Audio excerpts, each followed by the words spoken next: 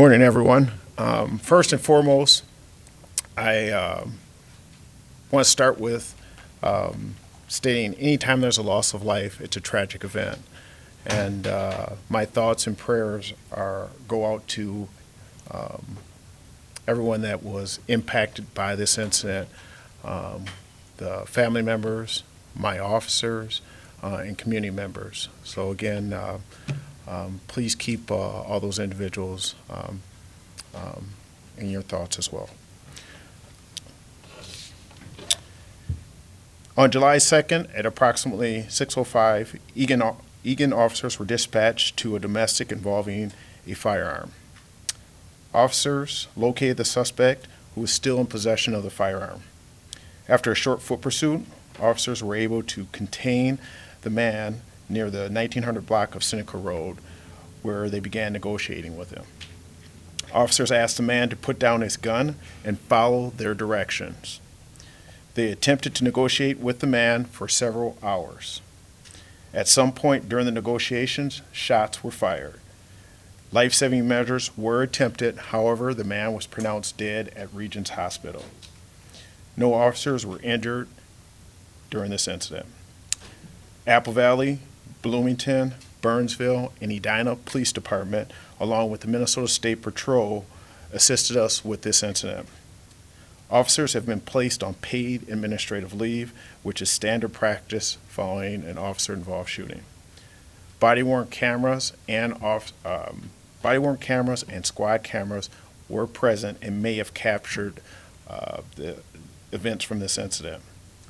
The Minnesota Bureau of Criminal Apprehension will be the lead investigating agency, and they will be handling all future questions related to this case.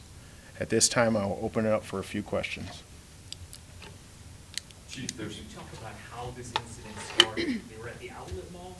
Could you just take us from that initial call to when he got into that building? Again, officers were dispatched to an incident, a domestic incident involving a firearm in the area of Burgundy Road and Highway 13, and a short foot pursuit ensued, and our officers contained that gentleman in the area of 1900 Seneca Road. Did your officers see this? Was it a 911 call? How did you get to that domestic call? I believe it was a 911 call. It's early in the investigation, and I haven't seen all the facts related to this case. There's information, though, that did this begin in a vehicle?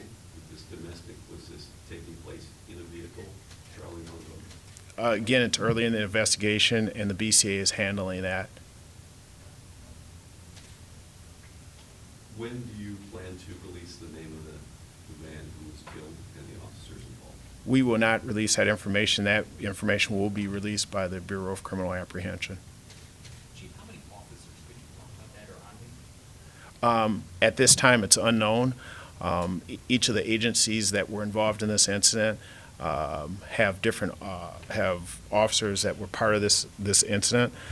Some witnessed and some discharged their firearms, so we're still yet to come up with a final tally as to how many officers were put on paid administrative leave.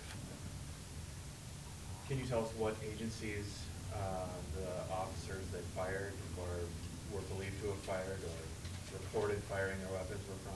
At this time, again, it's still early in the investigation, and I'm unable to share that with you. Was it the subject that fired first?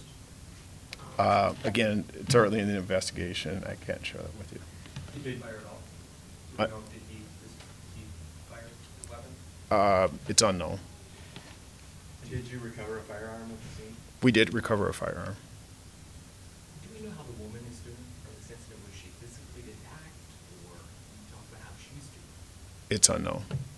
What is her relation to the man?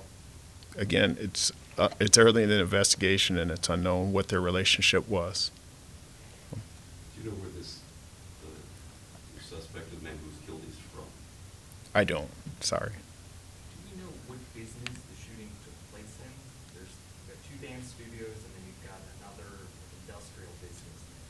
Can you say which building or business it took place in? Again, what I can give you at this time is the 1900 block of Seneca Road is where the incident occurred. What is the age of this It is believed he's in his early 20s. I believe 23 years old. Yeah. Are you at all familiar with this man? At this, when we checked our records, last night when I was out at the scene, I don't recall that we had many records or any data on this individual, but again, it's early in the investigation. BCA is working and gathering that information, and I'm sure that will be part of their final report. We have time for one more question. Can I ask about the situation that officers are in when it's like this, when there's this intense situation happening? Obviously, there's a lot of training that goes into these situations. Sort of talk about that and what that situation is like for the officer, without specifying. Just sort of use the force stuff. You know, I don't know if I can get into the particulars, and that's a very difficult question to answer. It's difficult, it's tense, it's. Yeah, you know, again, you know, we train our officers to assess situations, and they have to make a decision based off the you know, facts that they're dealt, and they have to make decisions based upon that. In this particular incident, we had a number of resources out there. As I mentioned, we had, you know, Apple Valley, Bloomington, Burnsville, Edina, along with the Minnesota State Patrol that were assisting us. And we also have the Minnesota Bureau of Criminal Apprehension that's going to be the lead investigating agency in this case. So there's a lot that goes into this, and a lot of things that they'll assess as part of this investigation.